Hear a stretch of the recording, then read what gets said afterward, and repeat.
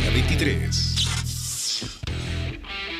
El partido de la Copa Libertadores de América en el Estadio Hernando Siles ha sido el hecho deportivo más importante de esta jornada, pero otro protagonista vinculado al fútbol, en este caso Mauricio Soria, entrenador de la selección nacional, ha sido figura por un acontecimiento que ustedes ya ven en pantalla. Un video que se ha hecho viral se registró el día miércoles, es decir, en esta jornada, donde se ve a Mauricio Soria golpeando a un joven.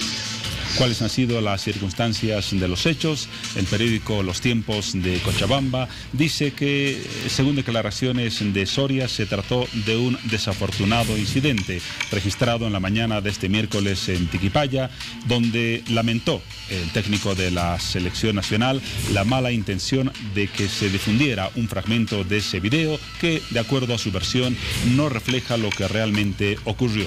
¿Y qué fue lo que ocurrió? Según Soria, tuvo un incidente con uno de sus trabajadores. Él dijo, la persona es Manuel Talamani, quien esta mañana reaccionó contra mi persona de forma agresiva y ofensiva cuando le llamé la atención por estar lavando la camioneta con las ventanas abiertas. Me respondió de forma maleducada y agresiva, incluso profiriendo amenazas contra mi persona, de acuerdo a la versión de Soria. Posteriormente dijo que el hombre salió corriendo llevándose las llaves de su vivienda, razón por la cual lo persiguió. Vemos las imágenes, lo alcancé en ese mercadillo de la zona, agregó Soria, y allí se registraron las imágenes que estamos observando. Por su parte, el joven agredido contó que Soria le insultó y agredió. Me dio una patada y no me iba a quedar con los brazos cruzados. Le respondí y le di en el ojo, expresó el joven agredido. Reiteramos su nombre, Manuel Talamani. De acuerdo a los videos que se han conocido, Soria le dio con la hebilla de su cinturón. Le quitó la escoba a la empleada de ahí, me quería dar con eso. Entró a su taller y como tenía la llave de su puerta, salí de ahí. Me encontró en un mercadito y me golpeó, relató el agredido, en este caso el joven Manuel Talamani. Estas son las imágenes que, reitero, se han vuelto virales en las redes y que hablan poco bien del técnico de la selección boliviana, más allá de las circunstancias del hecho. No es una conducta que coincida con la jerarquía, la importancia de su cargo y la representatividad que ostenta como máximo director técnico de la selección boliviana.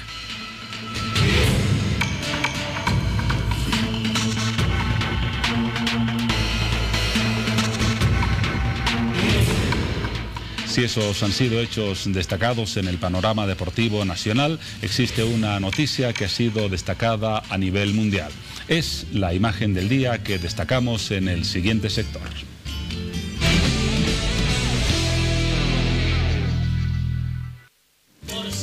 La imagen del día que tiene un nombre y apellido, Miguel Díaz-Canel. A partir de mañana, a sus 57 años, se convertirá en el nuevo presidente de Cuba. Relevará a este hombre, Raúl Castro, de 86 años de edad. Las imágenes que observamos corresponden a la reunión de la Asamblea Nacional Cubana, que hoy votó para elegir a los miembros del Consejo de Estado, cuya cabeza será precisamente Miguel Díaz-Canel. Este personaje de 57 años, ingeniero electrónico, será anunciado mañana como nuevo presidente de Cuba, cambiando el nombre de los Castros como máximo dirigente de la isla, aunque sin cambiar un ápice el régimen dictatorial que impera en ese país desde el año 1959. Mañana volverá a ser figura, reiteramos su nombre, Miguel Díaz-Canel, porque se convertirá en el nuevo presidente del Consejo de Estado de Cuba, relevando a Raúl Castro. Por casi 90 años, el apellido Castro ha mandado en la dictadura precisamente castrista. Ese nombre cambiará y mañana la nueva autoridad apellidará ya no Castro, sino Díaz-Canel.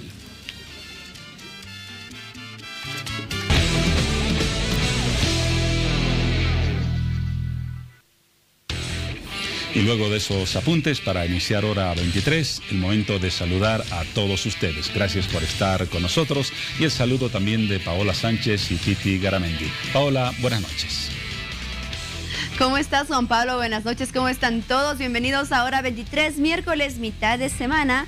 Y como siempre, dedicamos este día a temas relacionados con el área de salud. Y en los próximos minutos le daremos a conocer cuál es el tema principal en el cual nos enfocamos esta noche. También saludamos en las redes sociales a Piti Garamendi. Hola, Piti.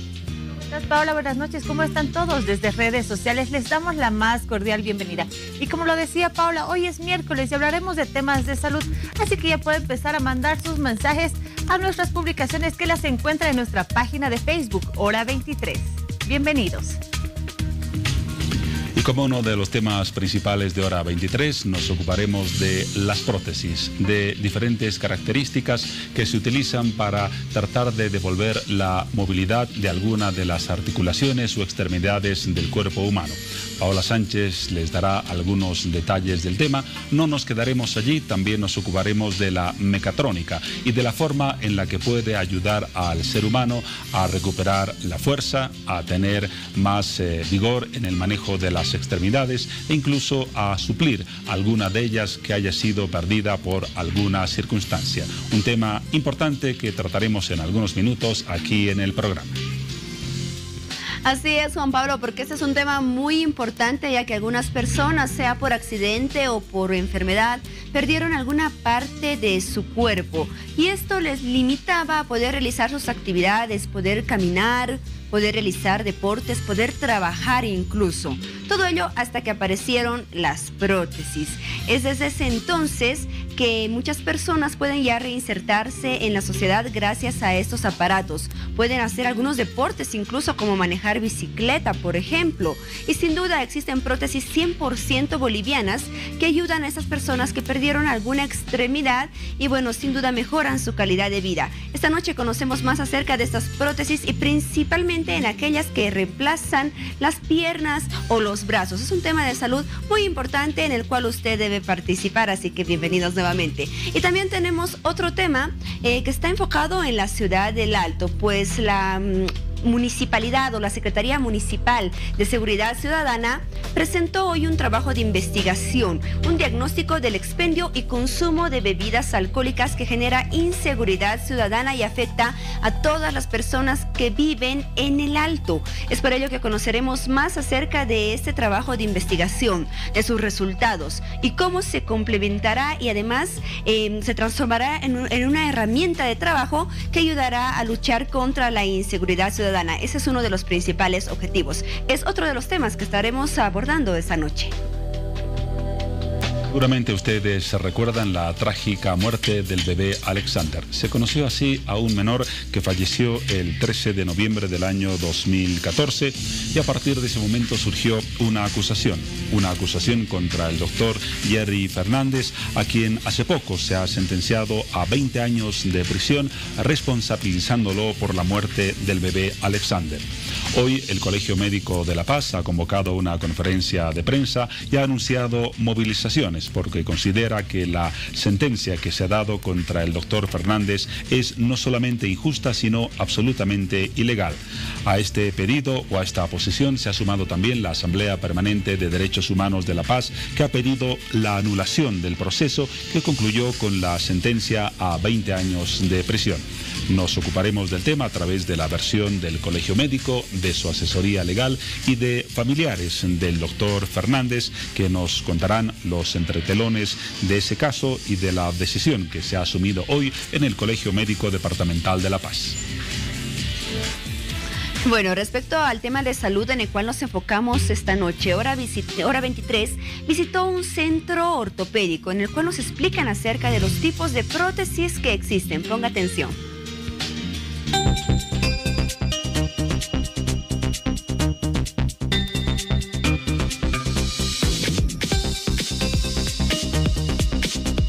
Luego de alguna amputación de algún miembro, ya sea inferior o superior, existe la solución, que son las prótesis. Una de ellas es la que se encuentra bajo rodilla. Por ejemplo, esta es una convencional, ¿no? Es un socket interno que viene ya acá acolchonando para el apoyo, para la descarga y el tema del movimiento también del tobillo, ¿no? Entonces, esto solo le falta lo que es la pantorrilla y el pie. Entonces, esto con el peso, esto mueve. Entonces todo esto funciona con el peso del paciente. También existen las de sobre rodilla que contemplan toda la pierna. Tenemos esta, por ejemplo, que permite flexionar y también mover el pie. Esto con la descarga del peso, ¿no? Mira. Entonces apoya al paciente y puede dar el paso, ¿no? Entonces permite sentarse y también la sujeción son una de las más actualizadas, por ejemplo, no necesita correas en este caso. ¿Por qué? Porque hay una válvula de succión o expulsión la que sujeta a la prótesis en este caso, ¿no? Nosotros hacemos esa parte del socket donde entra el muñón y el tema del ensamblado, todo eso, ¿no? Tenemos rodillas policéntricas, en este caso es una monocéntrica. Esto permite con el peso bloquearse ahí, no dobla, no flexiona más. Entonces así hay diferentes tipos de rodillas. Ahora, a lo que refiere a los miembros superiores denominados transhumeral o transradial, existen prótesis de todo tamaño que varían según la medida de amputación. Esto es un codo en este caso, ¿no? Entonces puede bloquearse en diferentes posiciones, ¿no? Entonces esta es una prótesis que recién va a ser ensamblado, y la parte estética donde vendría esto ahí. Ya, entonces es el color de la piel, el tamaño, también eso se lo mide al paciente, y los movimientos que realizan. En este momento no está ensamblada, ¿no? Entonces tiene movimientos que permite pues agarrar un vaso, permite agarrar un objeto como un teléfono, por decir así, ¿no? Entonces en realidad es un guante, este es más estético en caso de amputaciones parciales de la mano, ¿no? Entonces una amputación parcial de la mano se pone un guante, y las amputaciones que tenga de los dedos pues hace ya con unos rellenos de silicona medicinal. ¿Desde arriba? Sí. Esto ya se reduce dependiendo el tipo de amputación que tiene. Cada una de estas prótesis tiene un precio variable que dependerá de factores como las necesidades y actividades que el paciente tenga, ya sean estos tanto superiores como inferiores. Entonces varía, esto oscila entre $2.000 hacia arriba, ¿no? Dependiendo de la actividad que tenga el paciente. También varía, dependiendo de la actividad. Tenemos ahí hasta de $2.000 igual para una bajo codo, una amputación por debajo del codo. Para cualquier persona que quiera una prótesis es bueno saber que no existe un stock fijo. Las prótesis son personalizadas. Esto quiere decir que se las hace a medida según el tipo de rodilla y codo del paciente.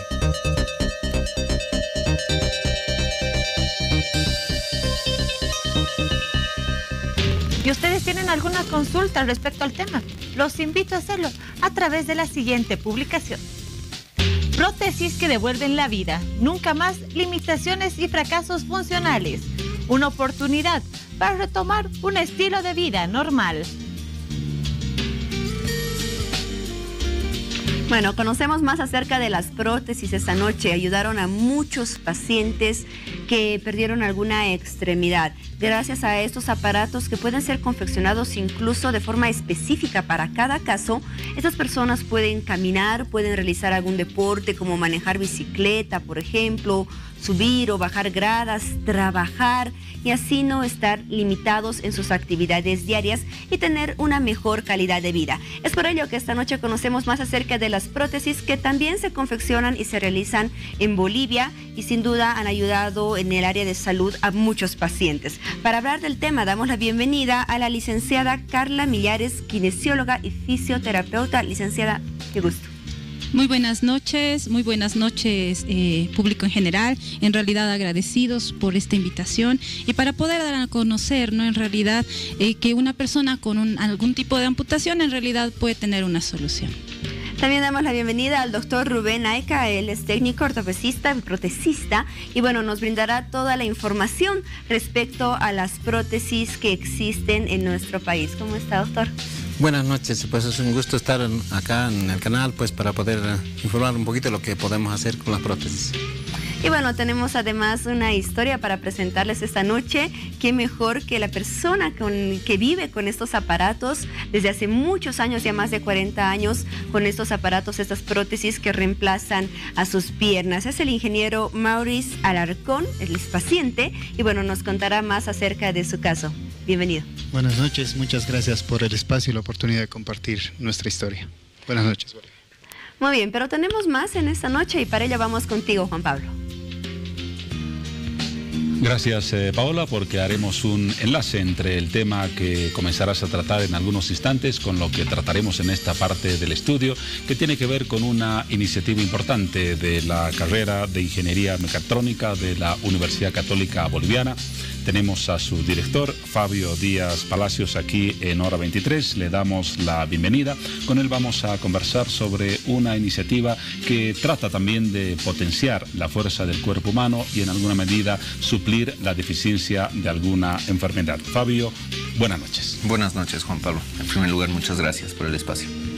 A ustedes por su presencia. Vamos a observar en una parte del estudio enseguida a un estudiante de la carrera de mecatrónica que está aportando un exoesqueleto. ¿Ese es el nombre del aparato? Sí, el estudiante va a estar portando lo que es un exoesqueleto y además un casco encefalográfico. ¿De qué manera podemos relacionar este aparato con lo que puede ser, en el caso que mencionaba Paola, la falta de alguna articulación o extremidad en el cuerpo humano? Bueno, sí, esto en realidad surge porque una de las líneas de investigación de la carrera llega a ser tecnologías de asistencia, ¿sí? Entonces, en este sentido, el proyecto conlleva no solo asistir por medio de un exoesqueleto al paciente, sino también apoyar a otras personas que no tienen movilidad para que puedan controlar, por ejemplo, sillas de rueda o el propio exoesqueleto por medio de su mente. ¿Se puede resumir lo que acaba de decir en el sentido de que se trata de una tecnología más avanzada que una simple prótesis, por ejemplo? Sí, y en realidad esto va a ser conocido como tecnologías emergentes, ¿no? Relacionadas a lo que es la biomecánica como tal. Es por eso que en este tipo de proyectos no solo involucra conocimientos de ingeniería mecatrónica, sino también ingeniería biomédica, de la cual formamos parte. Vamos a volver en algunos instantes a hablar con más detalle del tema. Volvemos ahora con Paola y con sus invitados. Bueno, es importante conocer acerca de las prótesis, Juan Pablo, y ya lo mencionábamos, hay que pensar de forma ambiciosa en estas prótesis que pueden reemplazar alguna parte del cuerpo. Se habla de los avances de la tecnología, que incluso incluirían algunas prótesis con sensores que podrían ser controladas con la mente. Bueno, vamos a conocer más acerca de toda esa evolución y qué tan cerca estamos de los futuros avances de lo que son estos aparatos. Bueno, comenzamos desde cero. ¿Le parece, doctor, licenciada, ingeniero Maurice? Nuevamente es un gusto que nos acompañen esta noche y bueno, sin duda tiene mucho por compartir con nosotros acerca de las prótesis. ¿Qué son las prótesis? ¿Cómo las podríamos definir, doctor? Ya, las prótesis son reemplazo en realidad de un miembro perdido, ¿no? Puede ser una amputación de un miembro inferior, de un miembro superior, de un brazo o una pierna, ¿no? Entonces el reemplazo del miembro perdido. Eso es una prótesis. Si tendríamos que clasificar los principales objetivos que se quieren cumplir con estos aparatos, ¿cuáles vienen a ser? Uno, recuperar lo perdido. Si ha sido amputado un miembro inferior a nivel de la rodilla, por encima de la rodilla, pues ahí podemos hacer una prótesis para volver a caminar, ¿no? A hacer las actividades que hacía, y para eso tenemos muchos tipos de prótesis que nosotros realizamos. En eso, por ejemplo, ahí tenemos diferentes tipos de rodillas para dar movimientos dependiendo de la actividad que tiene el paciente. Entonces, para nosotros, para empezar el tratamiento a un paciente amputado, empezamos inicialmente viendo por qué ha sido la amputación. Muchas veces son por tema de la diabetes, por un traumatismo, por un accidente de tránsito, por accidente de trabajo. Entonces ahí tenemos que ver al paciente. Bien, licenciada, ¿existe una tal vez estadística donde nosotros podríamos definir qué tipo de accidentes o enfermedades generalmente se presentan con mayor frecuencia y ocasionan la pérdida de alguna extremidad en los pacientes? Sí, evidentemente existe, y también va a depender de la región, ¿no? Porque es diferente de alguna manera Santa Cruz, Cochabamba que La Paz. Sin embargo, las estadísticas muestran que temas vasculares son una de las principales causas, ¿no? Después están las traumáticas, ¿no? Y bueno, después vienen las congénitas, ¿no? Bien, enfermedades vasculares serían la primera causa de pérdida de alguna extremidad o parte del cuerpo. Sí, es una de las estadísticas que marcan, ¿no? Muy bien, en el caso de nuestro paciente que nos acompaña esta noche, el ingeniero Maurice Alarcón, vamos a conversar también con él y que nos pueda contar, en su caso, por ejemplo, cómo es que usted llega a utilizar prótesis. ¿Esto se debió a un accidente, a alguna enfermedad? Bueno, en mi caso el tema fue congénito, ¿no? De las terceras causas que mencionaba la licenciada. Yo nací con una malformación congénita. De hecho, no tengo las dos piernas. En este momento solo estamos mostrando una prótesis descubierta, la otra prótesis está con estética, con una esponja que simula, digamos, la pierna, y en un momento más vamos a proceder, digamos, a retirar para que ustedes puedan observar exactamente cómo es. O sea, usted nace sin ambas piernas. Yo nazco con todas las extremidades, pero con malformaciones, ¿no? Entonces, gracias a Dios, tuve la oportunidad de mis padres, y mi madre me pudo llevar a Estados Unidos en 1977, ya hace unos 41 años. Y en Estados Unidos lo que hacen es amputarme bajo rodilla ambas piernas. Tengo la rodilla, tengo la articulación, que es una gran ventaja, y ponerme prótesis, ¿no? ¿A qué edad fue esto? ¿Cuando usted tenía cuántos años? 2 años y medio, desde los 3 años que ahora tengo 44 recién cumplidos, entonces desde los 3 años que camino con prótesis, o sea que las prótesis son parte de mi vida.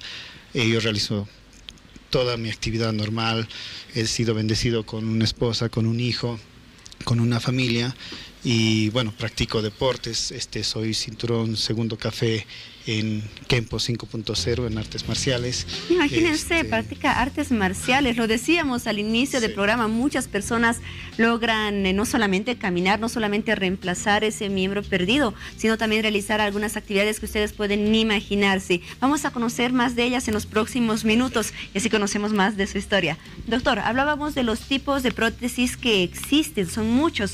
¿Cómo se puede determinar cuál es la prótesis de acuerdo a cada paciente?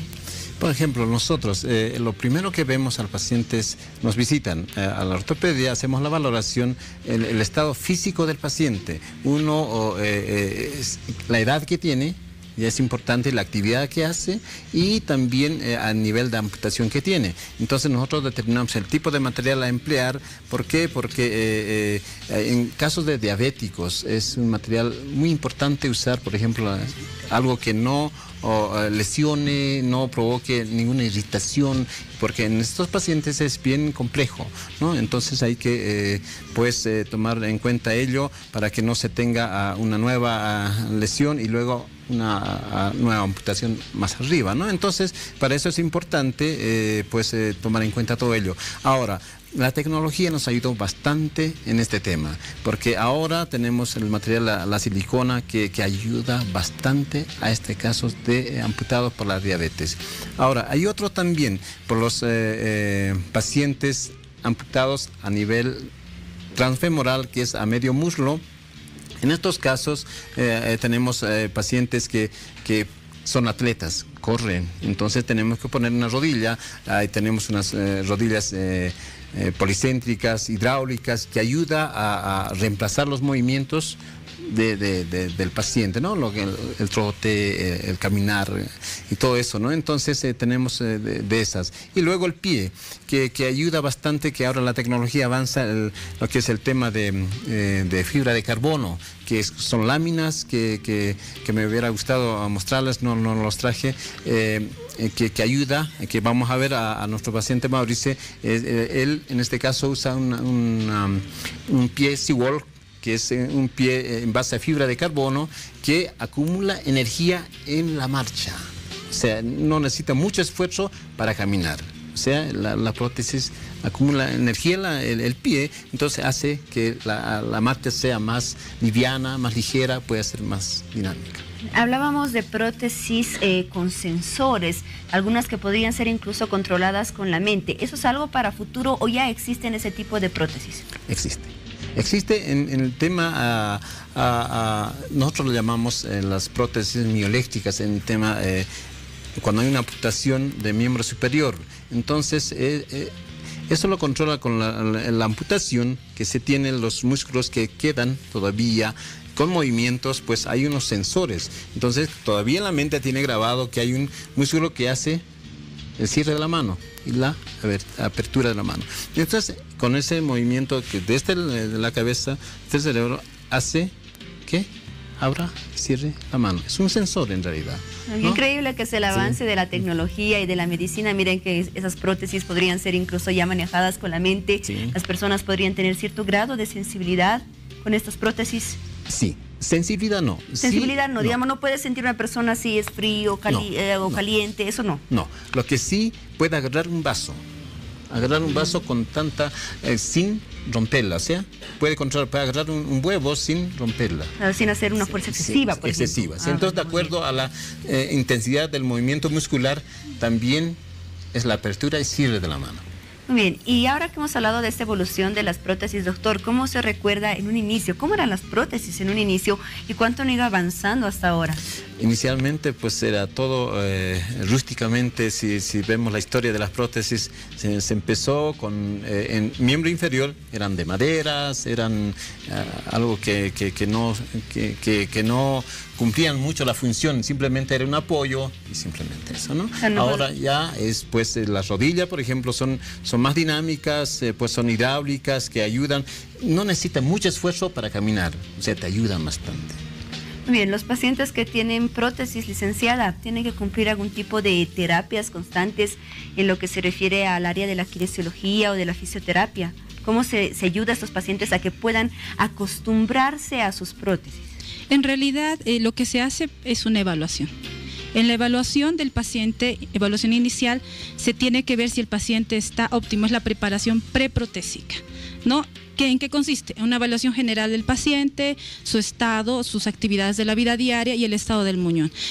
Podemos ver las imágenes, por ejemplo, ahí está nuestro paciente Maurice, al inicio de la evaluación de la marcha, donde lo ven con cierta dificultad, basculación, pero es una etapa ya protésica. Ahorita voy a explicar cuáles son las dos fases de la rehabilitación, ¿no? Entonces, lo que les decía, ¿no? La primera parte es la parte preprotésica, donde se hace la evaluación general del paciente, ver qué actividades de la vida diaria realiza, ver la calidad del muñón, ver si el muñón es óptimo para la protetización. ¿Qué significa esto? Que el paciente va a poder utilizar una prótesis, ¿no? Lo que nos encargamos nosotros es de prepararlo al paciente para el uso de la prótesis y preparar el muñón. Una vez que se haya confeccionado la prótesis, de acuerdo a la evaluación que ha realizado el técnico protesista, en realidad lo que nosotros procedemos es, en el caso de miembros inferiores, por ejemplo, a tratar de restituir la marcha, que es una de las principales causas de temas de incapacidad, ¿no ve? De dejar de hacer actividades psicológicas, familiares, etcétera.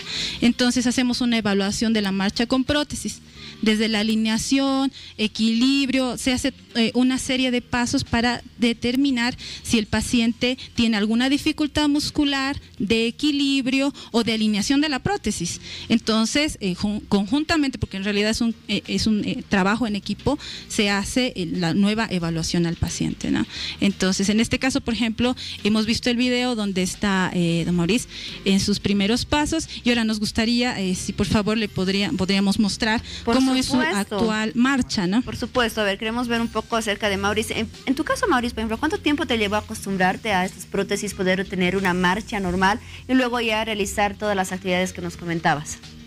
Bueno, como en mi caso fue de nacimiento, ha sido mucho, el proceso que comenta la licenciada ha sido cuando yo era niño, 3 años, ¿no? Entonces, sí, ha sido un proceso, la verdad no recuerdo cuánto tiempo he tardado en acostumbrarme y en sentir a las prótesis como parte de mi cuerpo, pero ustedes en el video anterior podían ver esa primera marcha basculando y que se notaba como que una cojera y que se notaba que había algo, si bien no se notaba que eran prótesis precisamente, eran con mis prótesis anteriores, ¿no? Esas prótesis... Ahí tenemos las imágenes justamente en pantalla. Esas imágenes son con mis prótesis que fueron hechas en la Teletón de Chile. De hecho, estuve el 87 ahí con don Francisco, entonces en la etapa anterior las hacía en Chile. Esa tecnología la venía usando durante 25 años, ¿no? El pie que comenta de fibra de carbono, Seaboard, que captura la energía, es un gran avance. Cuando me paré por primera vez, de hecho, la adaptación a estas nuevas prótesis fue inmediata, pero hemos tenido un proceso de casi un año con la licenciada de fisioterapia para modificar esa marcha que ya venía grabada en la mente mal, digamos, con malos hábitos. Y bueno, pues hemos logrado ya una marcha mucho más natural. Y bueno, la tecnología del pie, como mencionaba acá el doctor Rubén, ayuda un montón, digamos, a que esa marcha sea normal. De hecho, hoy por hoy yo puedo correr. Hace un mes que ya la licenciada me ha derivado al gimnasio, estoy en caminadora, entonces, como les decía, una vida plena, normal. Y desde siempre yo manejo desde los 20 años una movilidad normal. De hecho, hoy vine en mi movilidad que ni siquiera es automática, está parqueada aquí afuera. No es una movilidad que está adaptada de alguna forma especial, como cualquier movilidad. Y pueden dar fe porque los pasé a recoger, entonces, y vine manejando, digamos, ¿no? Y solamente tengo esta extremidad, ¿no? La mano izquierda es el único brazo que tengo completo, pero igual hago los cambios con esta. Manejo freno, embrague, acelerador sin problema. Incluso don Rubén al venir me preguntaba si no tenía problemas con los puentes, no, ningún problema. Sí, en ese sentido, ¿no? Entonces, si gusta, podemos... Por supuesto, el doctor decía que en un inicio las prótesis eran rústicas, eran tiesas, uno no podía doblar la rodilla. En este caso, hace un momento, por ejemplo, yo veía que cruzabas la pierna normal. Sí, todo tipo de movimientos, extensión, flexión. ¿Podemos mostrar un poco de las actividades que tú puedes realizar con estas prótesis? Sí, ahí sí gusta la licenciada, no sé, la marcha, no sé en qué dirección desean que camine, pero bueno, ustedes pueden ver la diferencia del video ahora. Si pueden ver, la inclinación hacia adelante no es tan marcada, los hombros se encuentran en una buena alineación, no hay la basculación, es decir, no hay la inclinación lateral que existía al principio. Si podemos comparar lo que es el video y lo que es ahora, en realidad tengo que destacar que es un paciente muy disciplinado. Y eso colabora siempre en cualquier tipo de rehabilitación, ¿no?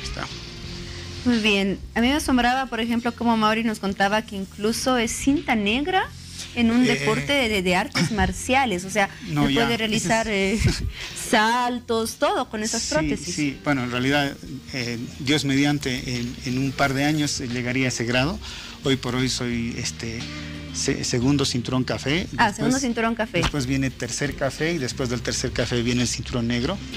Como les dije en la escuela de Kempo 5.0, hay un gran saludo ahí para mis senseis Eduardo y Jorge.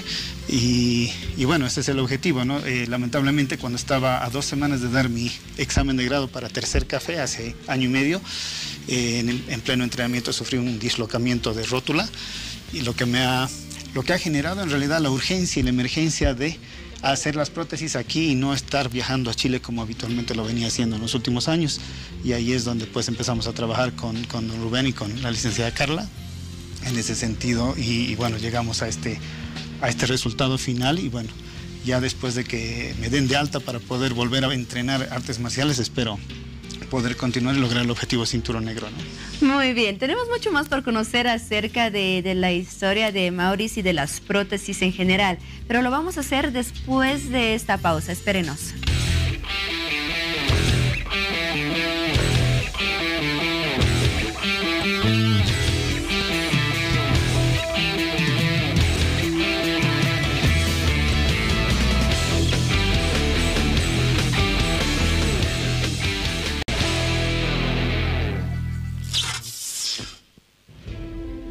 Son las 23 horas con 39 minutos, seguimos con el tema, pero a través de una visión diferente, la que puede permitir la perspectiva de la mecatrónica. Y para ello, ya lo presentábamos al principio del programa, contamos con la presencia del director de la carrera de Ingeniería Mecatrónica de la Universidad Católica Boliviana, el ingeniero Fabio Díaz Palacios. Brevemente, ingeniero, para quienes quizás no conocen qué es la mecatrónica, ¿cómo podemos definir a esta profesión? Bueno, la profesión básicamente va a ser la conjunción de 4 principales áreas, que va a ser la electrónica, la mecánica, el control y la informática. ¿Sí? Muy bien. Las 4 áreas que conforman lo que es el concepto de mecatrónica, ¿de qué forma pueden contribuir a dar opciones o soluciones a problemas como los que hemos visto en el anterior sector, la falta de alguna extremidad, la necesidad de potenciar la fuerza del cuerpo humano? Bueno, sí, a todo esto lo vamos a denominar como tecnología de asistencia. Ahora, la mecatrónica como tal en la Universidad Católica no va a trabajar sola, ¿sí? Va a necesitar de lo que es también la ingeniería biomédica, en el sentido de que la biomédica va a interpretar por medio de la biomecánica todo el movimiento corporal del ser humano, y por medio de toda la electrónica y control que un mecatrónico puede disponer y aportar a ese proyecto, se va a conjuncionar en un proyecto general y grande que pueda ayudar o asistir a personas con ciertas enfermedades o deficiencias. La mecatrónica entonces puede generar artefactos, no sé si el nombre es el preciso, que ayuden a suplir, por ejemplo, la ausencia de una extremidad o a potenciar el cuerpo humano en alguno de sus aspectos. Correcto. Por medio de prótesis se va a intentar suplir un miembro que ya no existe. Por medio de exoesqueletos se va a buscar potenciar ciertas habilidades. Sin embargo, cuando hablamos de la salud, a esto se denominaría como un dispositivo médico. Dispositivo médico. Y usted ha mencionado una palabra clave, exoesqueleto, que ya lo presentamos al principio de hora 23 y lo vamos a pasar a detallar, porque se encuentra también en estudio, lo veíamos al principio, el profesor John Ordóñez, de la misma carrera de mecatrónica, acompañado del estudiante y tesista Carlos Javier Gutiérrez. Allí vemos en la parte derecha de su pantalla al tesista, Carlos Javier Gutiérrez, que está manejando un exoesqueleto. Y le vamos a preguntar al profesor John Ordóñez cuáles son las características de ese exoesqueleto. Profesor, buenas noches. ¿De qué manera funciona ese exoesqueleto? Muy buenas noches. Justamente el dispositivo que está portando nuestro estudiante es justamente un exoesqueleto que permite aumentar la fuerza motriz en los miembros superiores de cualquier persona que lo requiera. En este caso, como ustedes pueden ver, son músculos neumáticos, se encuentran acá. En realidad, esto de acá debería estar enganchado a una manguera y un compresor neumático para que en realidad esto de acá se infle y tenga una cierta compresión, reduzca y de modo de que sea ya el portador de la fuerza, ya no la persona o sus miembros, sino directamente el aire comprimido de una estación neumática.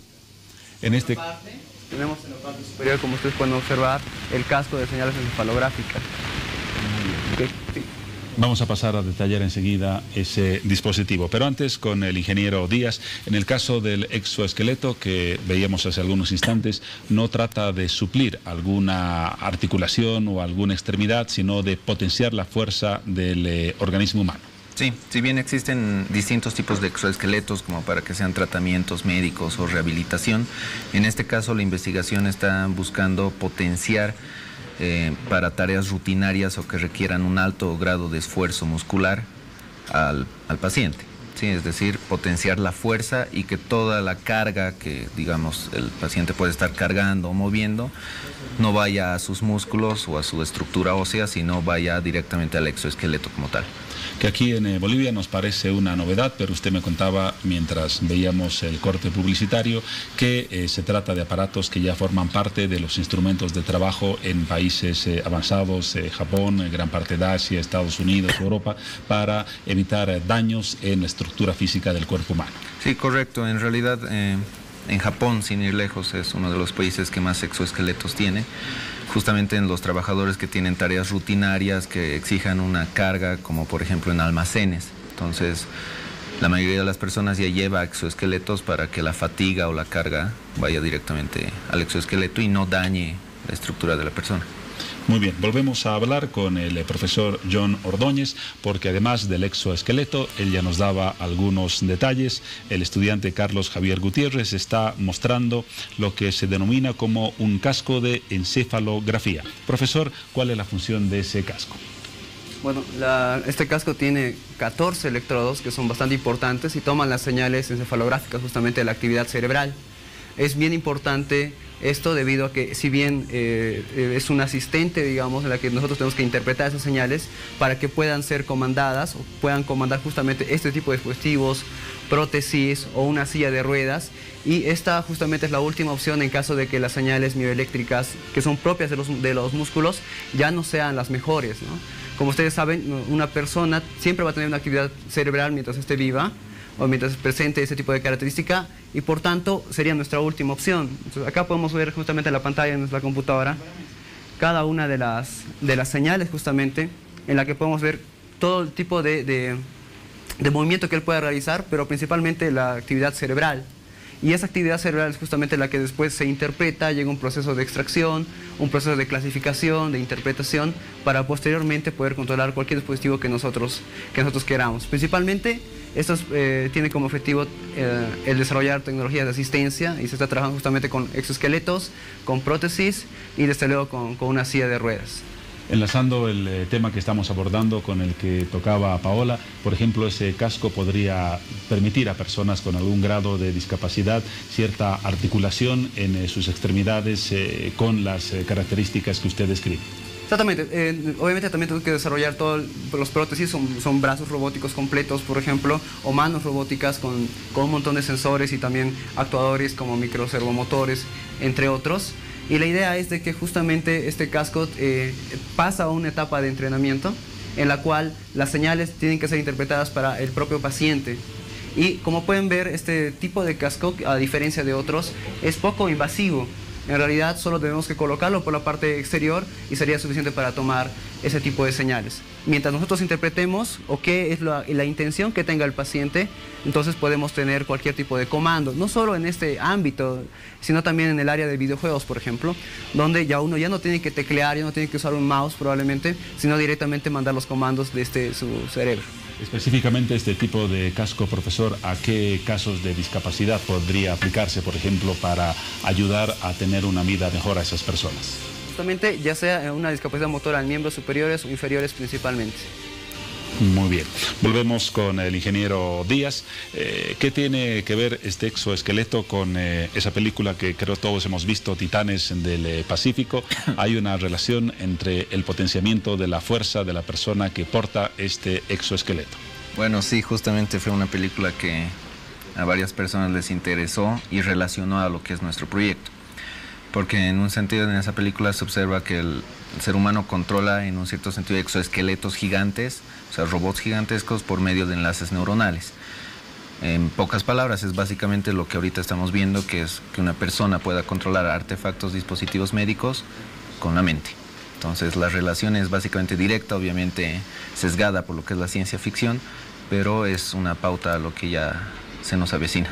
Tanto el casco como el exoesqueleto están, por ejemplo, disponibles en el mercado local, o una persona que pueda necesitarlos o querer utilizarlos tiene que recurrir a otras opciones. Bueno, cascos encefalográficos y exoesqueletos existen en el mercado, principalmente en el primer mundo, ¿no? Sin embargo, estos tienen un costo excesivo.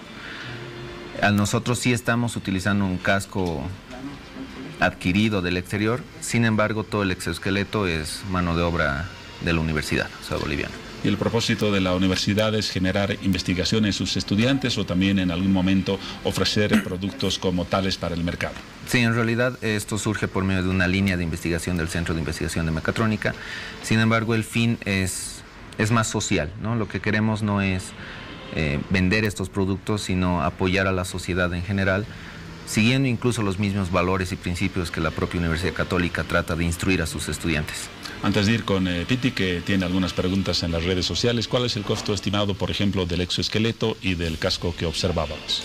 Bueno, como mencioné, el exoesqueleto es construido básicamente por nosotros, entonces dependen de los materiales. Actualmente estamos en investigación y se podría decir que lo más costoso de eso llegaría a ser la fabricación de los músculos neumáticos. Por otro lado, el casco encefalográfico, tenemos cascos que van a incurrir en gastos desde los 20.000 hasta los 50.000 bolivianos, ¿no? Bolivianos. Sí. Muy bien, vamos ahora sí a lo anunciado. Piti Garamendi y algunas consultas a propósito del tema que estamos abordando en las redes sociales. Así es, Juan Pablo, muchas gracias. Ya nos llegan muchos comentarios y consultas. Vamos a hacer una consulta al doctor. Y nos escribe Ed y nos dice: buenas noches, yo necesito una prótesis para agarrar una baqueta de batería. Soy baterista, tengo una adaptación hecha por mí y mi madre. Es un prototipo, pero necesito algo más estable. Doctor, ¿existe alguna prótesis que lo pueda ayudar? Sí, tenemos que ver a la altura del tipo de amputación que tiene, verlo al paciente, y en función a eso sí tenemos varias opciones. Entonces tendría que visitarnos y podemos hacer, sí, es posible. Muchas gracias, doctor. Tenemos una consulta más que nos escribe Weimar Flores y nos dice: buenas noches a todos ustedes. Está muy interesante su programa. Como siempre, quería saber, ¿cuánto es el tiempo de vida que dura una prótesis?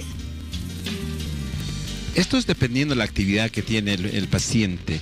Hay deportistas, dependiendo si es una amputación de miembro inferior, pues tenemos ahí un promedio de vida de una prótesis de 8 años a 12 años, dependiendo de la actividad que tenga el paciente. Muy bien, ahí respondemos algunas de las consultas que nos llegan a través de las redes sociales. En el caso de Maurice, por ejemplo, sus prótesis también cumplieron un tiempo de vida y me dices alrededor de 2 años que tú usas estas nuevas prótesis y que es la primera vez que te las realizas en Bolivia. Correcto, es la primera vez. Como les decía al principio, la amputación fue en Estados Unidos. Los 2 primeros cambios en mi etapa de crecimiento fueron en Estados Unidos y los 2 posteriores en Chile. Y bueno, ahora, como les decía, tenemos acá en Bolivia la ortopedia acá con el doctor, la licenciada, y que la verdad yo he tenido oportunidad de comparar y experiencia en el extranjero, entonces no tiene nada que envidiar a nivel profesional, de trato, y de hecho he mejorado muchísimo más en cuanto a la marcha, y las prótesis son pues de una tecnología incluso hasta, diría yo, superior, un nuevo modelo, como decimos, que ya las estoy usando año y medio, y si nos permiten ahora, no sé, doctor. Sí, justamente tengo una pregunta relacionada a ese punto. ¿Cómo se adhieren estas prótesis, doctor, a los pacientes? ¿Cómo se unen? ¿Cómo se las coloca? Ya, vamos a ver ahora a Maurice, se lo va a quitar la prótesis. Esto está sujetado en base a una rodillera de silicona. Hace un momento hablábamos de una socket de silicona que es tan importante para la adhesión. Entonces, este material se adhiere a la piel. Entonces, pues podemos traccionar, antes que se lo quite. A ver, ¿la ayudamos? No, ahí nomás. Antes, esto no se sale. Si la tracción es totalmente seguro. Seguro. Entonces, la sujeción está en base a una rodillera de silicona, ¿ya? Entonces, eso da la seguridad, hace que la sujeción sea perfecta y no tenga problemas al caminar. Muy bien, a ver, vemos cómo se le retira la otra prótesis. Sí. Maurice me comentaba que esas prótesis se las retira para dormir, por ejemplo. Claro, como quitarse los zapatos en la noche. Obviamente me ducho sin las prótesis, pero eso ya son parte mía, ¿no? Claro, muy bien. Comentamos un poco, si vemos acá, esto es la parte interior y externa, ¿no? Esto es la parte cosmética para que se vea más pues idéntica a la pierna, ¿no? Entonces interiormente es así, ¿no? Entonces para que esto lo sacamos para que se vea interiormente como está. Esto ahora se lo puede poner Mauricio, es bien sencillo para ponerse y también claro, tanto para retirar como para colocar, vemos sumamente rápido, sumamente sencillo. ¿Todas las personas pueden recibir estas prótesis o en algunos casos podría estar contraindicado? No, en este caso, por ejemplo, las siliconas son antialérgicas, porque hay personas que tienen alergia a cierto tipo de material, entonces no hay ningún problema con eso. Eso está. Además de que brinda ese apoyo funcional, devuelve la calidad de vida a los pacientes, les permite realizar muchas actividades. Licenciada, sin duda las prótesis también brindan un apoyo psicológico, un beneficio psicológico a aquellos pacientes que, por ejemplo, en algún accidente pierden una extremidad. Sí, en realidad tenemos varios pacientes con amputaciones, una buena parte de miembros inferiores de diferentes edades, y es evidente el cambio, ¿no?, de lo que pasó con su accidente o la causa de la amputación a lo que ahora es. Voy a citar, ¿no?, es volver a nacer, ¿no? Entonces, gracias a Dios hay la posibilidad de que el paciente pueda realmente recuperar sus actividades de la vida diaria de la mejor manera posible, ¿no? O incluso más que una persona normal. Me comentaba Maurice, por ejemplo, tú realizas artes marciales, gimnasio. ¿Qué otras actividades te gusta realizar? Juego racket. ¿Juegas racket? Tenis de mesa. Muy bien. Bueno, son deportes que me gustan y de hobby, y ahí pueden preguntarle a mi esposa que está en el set, y saludos a mi esposa y a mi hijo. Me encanta bailar.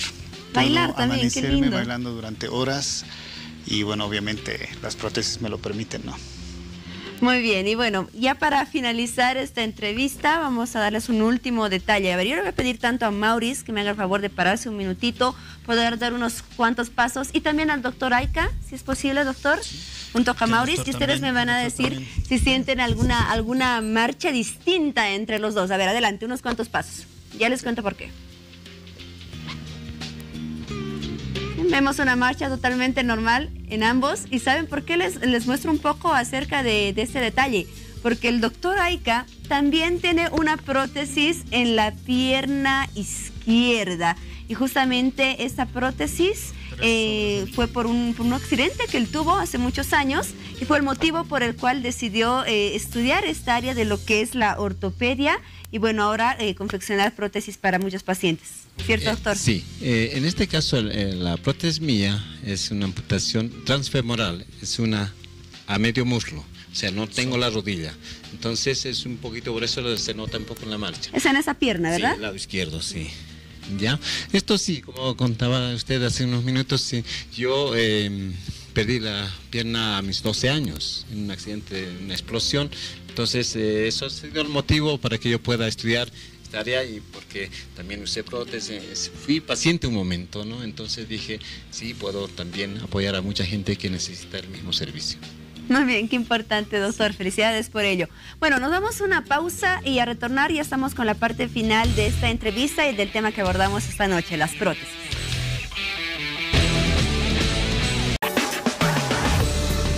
Estamos viendo Hora 23.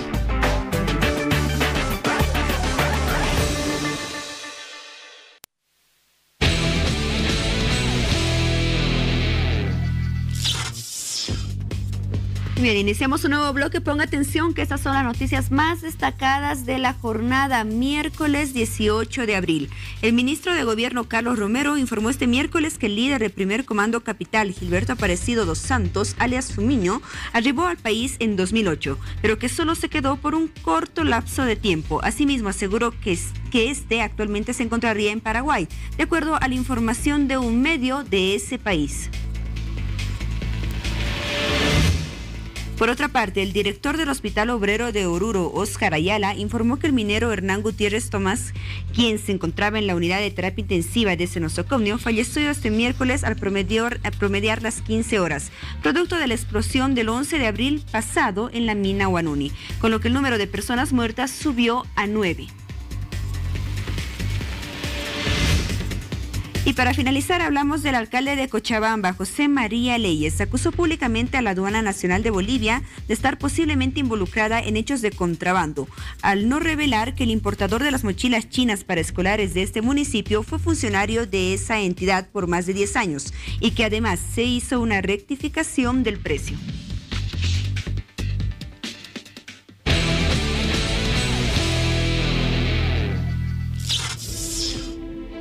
Y con un par de preguntas vamos a cerrar el tema vinculado a la mecatrónica. La primera dirigida al profesor John Ordóñez, que nos mostró el exoesqueleto y también el casco que describimos hace algunos instantes. Profesor, ¿de qué manera o en qué proporción se incrementa la fuerza de una persona con un exoesqueleto como el que presentó esta noche en Hora 23? En este caso, el exoesqueleto depende directamente de nuestra fuente de potencia, que es justamente el compresor de aire comprimido. Cuanto más grande sea el compresor, mayor sería la fuerza, pero hemos calculado que son alrededor de 50 kilos entre los dos brazos, ¿no? Pero es algo que el quien lo está usando no lo va a sentir, sino directamente levantaría 25 kilogramos por cada brazo. Una persona normal sin un exoesqueleto, por ejemplo, ¿qué capacidad de levantar cierto peso tendría? Asumimos que más o menos los 12 kilos, pero sería una cantidad exagerada, ¿no? O sea, es para trabajos repetitivos que pueda llevarse a la industria, que tengan la coordinación justamente de una persona normal, pero incrementando su fuerza, y esto es bastante útil y se está investigando, haciendo bastantes investigaciones acerca de esto. Con el exoesqueleto entonces por lo menos se potencia en 10 veces más, de acuerdo a las características de los componentes, la fuerza de la persona que lleve este aparato. Justamente, tenemos una multiplicación entre 2 a 5 veces justamente la fuerza que requeriría una persona normal. Muy bien, gracias al profesor John Ordóñez y desde luego al alumno Carlos Javier Gutiérrez, que ha estado como Terminator con toda la potencia del exoesqueleto. Gracias por su presencia. Y para finalizar, el ingeniero Díaz, ¿qué otros proyectos está desarrollando la carrera de mecatrónica para presentar novedades e innovaciones como estas? Bueno, la carrera en realidad va a tener como 4 líneas de investigación distintas. Esta es solo una de ellas. Igual se puede invitar a las distintas personas a visitar una feria que vamos a tener de proyectos de grado, que es el 9 de mayo, que es un workshop de los proyectos de mecatrónica. Pero en paralelo, relacionado a lo que son tecnologías de asistencia, también tenemos proyectos por medio de la ingeniería biomédica que incluso la Sociedad Científica Estudiantil de la carrera de biomédica está haciendo igual otro tipo de exoesqueleto para el tratamiento de marcha para personas con discapacidad. Esta ya está en sus primeros pasos de investigación, pero sin embargo vamos a poder tener resultados en muy poco tiempo. Gracias, ingeniero Fabio Díaz Palacios, director de la carrera de Ingeniería Mecatrónica de la Universidad Católica Boliviana. Estaremos pendientes de ese evento en mayo para conocer nuevas innovaciones que está generando la carrera. No, muchas gracias nuevamente por el espacio y espero que hayamos sido de utilidad. Seguro que sí, hasta una próxima oportunidad. Volvemos con Paola para el cierre de este sector. Muy bien, gracias Juan Pablo. Ya para finalizar, licenciada, la importancia de la rehabilitación en los pacientes que utilizan prótesis, sin duda es un punto fundamental. ¿Y de qué depende el éxito de esta rehabilitación y de que ellos puedan tener una mejor calidad de vida con sus prótesis? Bueno, en realidad lo más importante de todo este proceso es un trabajo inter y multidisciplinario, es decir, el trabajo con el área médica que ha llevado la amputación, porque a veces hay temas que no se pueden solucionar, ¿no? A nivel de la rehabilitación. Entonces es un tema de biselado, es decir, alteraciones en lo que es la parte ósea que tienen que volver a ver la parte médica. Por otra parte, el que nosotros podamos trabajar con el técnico ortesista es muy importante por tema de alineación, ver realmente si la prótesis está cumpliendo la función, es muy importante ver si es que no produzca un varo, unas desviaciones laterales, la alineación correcta de la postura, y también es fundamental el trabajo del paciente, ¿no? Nosotros podríamos tener una gran prótesis, podríamos tener el mejor plan de rehabilitación, pero si el paciente no pone las ganas, no es disciplinado, ¿no? Entonces la rehabilitación, el proceso de la protetización se hace más dificultosa, ¿no? Sin duda, puntos muy importantes para tomarlo en cuenta. Agradecemos esta noche la presencia de la licenciada Carla Millares, kinesióloga y fisioterapeuta. Ya para cerrar, doctor, primero felicidades por el trabajo que usted realiza, ayuda a muchos pacientes con estas prótesis, con este tipo de rehabilitación que sin duda ha cambiado la vida de mucha gente. Sí, no, pues agradecido, y también pues nos dan una oportunidad de poderles ayudar y es una satisfacción personal, ¿no? Y también pues aprovecho a invitarlos a las personas que requieren de nuestros servicios, de nuestro apoyo. Pues estamos, lo voy a dar una dirección, que estamos acá en La Paz, en la calle Díaz Romero, esquina República Dominicana, que es la ortopedia boliviano-alemán. Al celular que puedan comunicarse al 715-09-638, pues estamos siempre a la orden. Muy bien, gracias doctor Rubén Naica, técnico ortopedista y protesista. Sin duda ha sido muy importante su intervención en este programa y toda la información que nos brindó acerca de las prótesis. Y para finalizar, el ingeniero Mauricio Alarcón fue el paciente de esta noche, nos contó su historia, nos dio a conocer más acerca de sus prótesis, y qué mejor que tú, Mauricio, para dirigirte a todas las personas que tal vez nos ven en este momento, personas a las que posiblemente les falta un brazo, una mano, una pierna, puede que se sientan deprimidos, sientan que a veces no tiene sentido ya muchas cosas, pero creo que desde tus palabras podrás enviar el mejor mensaje para todos ellos, tú que en carne propia pudiste tener las prótesis y saber cómo es la calidad de vida cuando un paciente quiere y tiene la posibilidad de usar estos aparatos.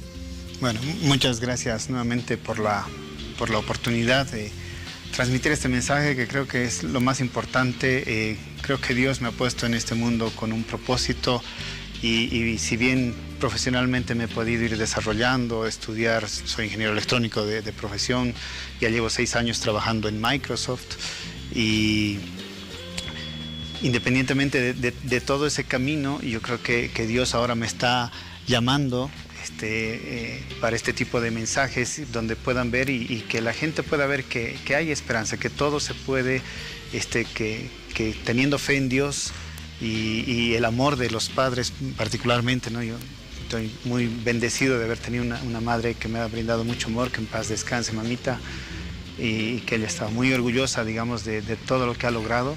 Entonces, si hoy en día ustedes que están en casa están sufriendo tal vez porque han tenido un hijo recientemente con alguna malformación, o han tenido algún accidente y han perdido alguno de los miembros, que puedan ver que todo se puede, que nada es imposible, con fe y reitero, con mucho amor de parte de los padres.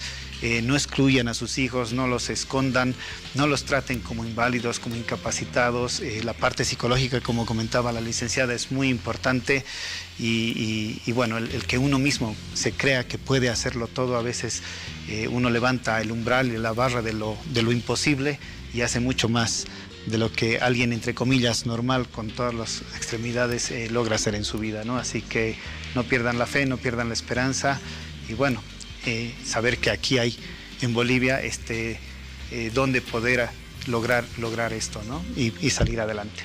Gracias. Muy lindo mensaje, Maurice, muchas gracias por todo.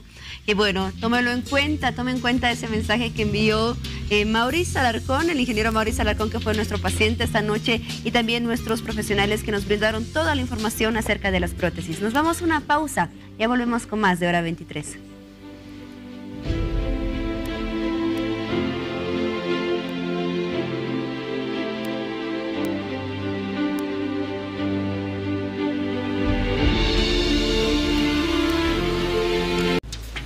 Volvemos con ustedes y nos ocupamos del caso del bebé Alexander. Como se denominó a este tema que conmovió a la ciudadanía, ustedes conocen, el bebé Alexander falleció el 13 de noviembre de 2014 y se abrió un proceso contra el doctor Jerry Fernández, a quien recientemente se ha condenado a 20 años de prisión, responsabilizándolo por la muerte de ese menor.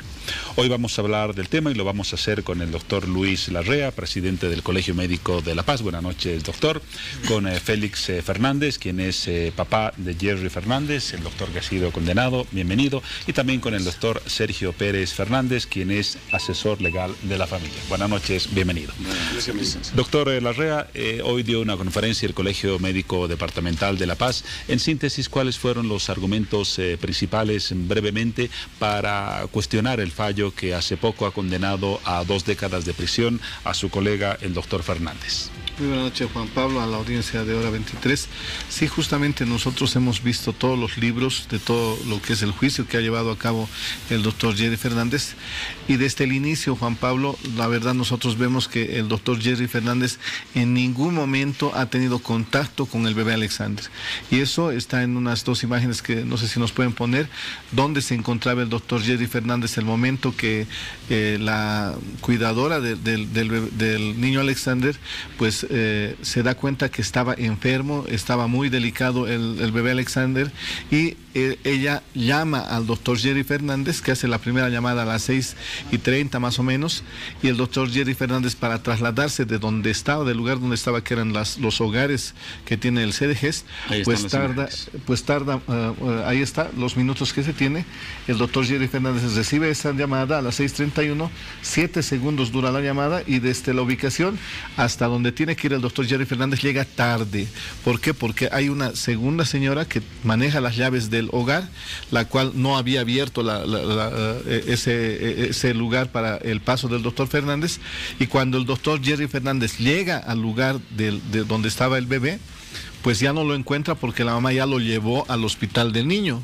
O sea, imagínense las aberraciones que se tienen en este juicio, y que desde el inicio de todas las investigaciones ellos saben que el doctor nunca tuvo contacto con el bebé Alexander.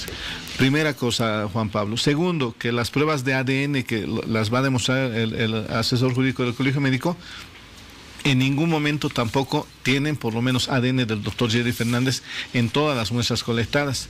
Y tercero, que se agarran de un papel higiénico que es un PSA que lo manejan, que también va a demostrar el abogado de que este papel es como que tú agarras, botas un papel y dicen aquí hay un PSA, pero no es del doctor Jerry Fernández, y hoy día lo culpan con el aspecto de ese papel higiénico que tiene un PSA que no es pues aquel lapidario para decir el doctor Jerry Fernández ha sido el causante de esto.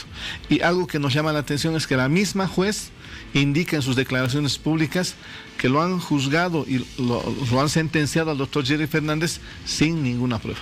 Son los 3 argumentos principales que presentó hoy el Colegio Médico Departamental de La Paz. A propósito de lo que comenta el doctor Larrea, doctor Fernández, doctor en el campo del derecho, se mencionó en el proceso que el doctor Jerry Fernández incluso habría llegado a cometer algún abuso sexual contra el bebé Alexander. ¿Cuál es el enfoque de esta acusación, tomando en cuenta los argumentos que acaba de mencionar el doctor Larrea? Sí, evidentemente, independientemente de aquella relación que realiza el doctor Larrea, de que el doctor Fernández jamás habría llegado a tener contacto con la víctima, independientemente de aquello, se realiza una colecta de pruebas en fecha 13 de abril de 2011, en el que se colecta una frazada y un papel higiénico, para posteriormente realizar una pericia biológica en la que no se encuentra absolutamente ningún tipo de muestra biológica. ¿Esta recolección se realiza dónde? En el lugar en el que se encontraba el bebé Alexander, en fecha 13 de noviembre de 2011. Una frazada y en el hogar de niños. El hogar de niños. Hogar de niños Fátima, ¿no? Entonces se colecta, como le dije, una frazada, un papel higiénico, posteriormente se realiza la pericia, está acá y está obviamente adjunto al cuaderno de investigaciones, en el que no se encuentra ningún tipo de pruebas, ¿no?, que demuestren que el doctor Jerry Fernández hubiera tenido acceso al niño, ¿no? Porque si estamos hablando de violación, estamos hablando de acceso carnal. En ningún momento se demostraba aquello. Posteriormente se realiza se toma una prueba de ADN al doctor Jerry Fernández, a Ramiro Condori, a Darío Rebollo, que era un interno, y a José Luis Delgadillo, un médico del Hospital de Clínicas, ¿no? Se realiza de igual manera la pericia, acá está el dictamen pericial, es la prueba 0348/14, en la que no se encuentra ningún tipo de muestra biológica que corresponde a estas personas. Lo único que se encuentra es sangre, no se encuentra sangre ajena al bebé, ¿no?, menos aún que corresponde a estas personas. Sí se encuentra un ADN que pertenece a una mujer, ¿ya? Posteriormente, y lastimosamente después de 14 días, después de 13 días, se colecta un papel higiénico en un ambiente distinto al que se habría suscitado el hecho en el hogar de niños, y encuentran un papel higiénico en el que detectan PSA, pero pues el PSA no es una muestra con la que se pueda determinar fehacientemente quién podría haber realizado o quién podría haber tenido acceso carnal. Más aún si usted se deja guiar simplemente por lógica. Un ambiente distinto, 13 días después, una muestra biológica que definitivamente no determina quién podría ser la víctima o quién podría ser el agresor sexual. Para darle una idea, en una habitación se encuentra una persona, se encuentran 10 personas, una argumenta haber sido violada o abusada, muchas gracias, abusada, y se encuentra PSA en la víctima, ¿no?, en la supuesta víctima. Jamás se podía determinar quién habría sido, porque ese tipo de muestra no es suficiente como para determinar a quién pertenecería esa muestra biológica, ¿no? Entonces, ¿qué tendría que haber hecho acá? ¿Qué tendrían que haber hecho las autoridades, ¿no?, en función a esta duda razonable? Simplemente aplicar sana crítica en favor de estas personas. Ahora bien, se condena a personas que no tienen relación ni interrelación siquiera en los hechos suscitados. ¿Cuál ha sido el argumento fundamental de la juez para dictar la sentencia de los 20 años? El PSA, lo que le decía, esa muestra biológica que definitivamente no puede determinar. La muestra del doctor Jerry Fernández. Jamás, nunca. Acá están las pruebas periciales. Aquí están los dictámenes en los que se demuestra que no existe ADN de varón, sí existe de mujer. Muy bien. Como padre del doctor Jerry Fernández, señor Félix Fernández, ¿a qué atribuye esta circunstancia una condena tan drástica de 20 años que, por las razones explicadas por el doctor Larrea y el doctor Fernández, aparentemente no está sustentada en respaldos fehacientes? Sí, licenciado, buenas noches. Mire, nosotros nos hemos sometido a un proceso, o sea, como le digo, a la justicia, esperando resultados. Pero, más al contrario, han condenado a un inocente. Mi hijo no tiene nada que ver en el asunto. No estaba en el lugar de los hechos, mi hijo. O sea, hemos confiado en la justicia, pero no. Ha sido manipulado la justicia. Siempre el Ministerio Público ha ido amenazando al tribunal en pleno juicio. Ha ido amenazando a los jueces, la doctora Boyán, el doctor Blanco. O sea, ellos están manipulados, yo creo, por el fiscal general Ramiro Guerrero. No sé qué está manejando, qué cosas oscuras. Desde ahí está la manipulación. Han llegado a una condena a una condena injusta. Mi hijo no tiene nada que ver en el asunto. ¿Cuál es el estado anímico hoy de su hijo? ¿Seguramente lo visita con frecuencia? Sí, mire, está totalmente demacrado. Mire, con la situación que está pasando, han condenado a un inocente. No tiene nada que ver mi hijo, lo vuelvo a recalcar. Más aún, el hecho no existe, no hay el hecho. Mi hijo está totalmente decepcionado por esta justicia. Y mire, licenciado, la justicia aquí en Bolivia, yo creo que está en estado de coma. No hay justicia en Bolivia. Gracias por su punto de vista. Doctor Larrea, entiendo que a raíz de estos antecedentes, los médicos del departamento, porque puede tratarse de un antecedente grave para el futuro, han decidido asumir algunas medidas para tratar de que se revierta la figura que hoy tenemos. Sí, efectivamente, nosotros primero hemos accedido a todo lo que son los libros de investigación, todo lo que es la parte con que se ha juzgado una persona inocente, y hoy día creo que el ministro de Justicia, que es aquel que encargado de ir viendo esto, de que se haga justicia realmente, vamos a hacer la entrega de todas las pruebas periciales a él, y que él también ponga sus buenos oficios, ¿no es cierto?, ya que está sacando cara de otros conflictos. Entonces creemos que realmente es una injusticia que se está cometiendo con el doctor Jerry Fernández. El presidente del Colegio Médico de Bolivia, el doctor Erwin Virgües, ha manifestado todo el total apoyo a esta medida que se está tomando desde La Paz, en Oruro, en Cochabamba, y seguramente nosotros vamos a hacer ya una movilización la próxima semana, pero decirle a los fiscales y decirles de frente hacia la población que realmente no se equivoquen. Ellos tienen la justicia en sus manos y hoy día están cometiendo injusticia, y eso es algo que mañana ellos tarde o temprano se va a descubrir todo esto, Juan Pablo. ¿Cómo puede ser que sanciones o que perjudiques a un ser humano cuando ni siquiera tiene contacto con el bebé Alexander, y cuando dentro de las cadenas de investigación hay un perito que ha entrado dentro de lo que es las declaraciones, donde le han tomado casi 2 días de declaraciones, donde claramente perito indica de que el bebé Alexander no ha sido violado, y dice si ha tenido acceso carnal, y dice no. Por lo tanto, esa es la prueba más fuerte que se tiene, y no puedes estar buscando un papelito en el suelo donde ni siquiera esté en contacto con el bebé Alexander para juzgar a una persona a 20 años injustamente. ¿La movilización de la próxima semana que menciona tiene ya fecha definida o todavía es una idea que se va a concretar? Mira, Juan Pablo, hemos hecho esta conferencia de prensa porque vemos que realmente hay algo oscuro en este caso. Primero, que no se notifica a la familia. Se lee en extenso, se notifica a las otras 2 personas, pero nunca se notifica al abogado del doctor Jerry Fernández. Segundo, que hay una retardación, 4 años ya está purgando prisión el doctor Jerry Fernández, y en ningún momento, se le ha puesto una prueba pericial. Y lo que hoy día le ofrecemos a los jueces, a los fiscales, es todo lo que son los peritos que tenemos en el Colegio Médico, no solamente de La Paz, de todo Bolivia, y si tenemos que recurrir a instancias internacionales, lo vamos a hacer para demostrar realmente que se está cometiendo una injusticia en este caso, y en muchos más. Nos están llegando casos realmente patéticos, Juan Pablo, donde personas que no tienen ninguna culpa están en este momento sentenciados o están siendo acusados injustamente.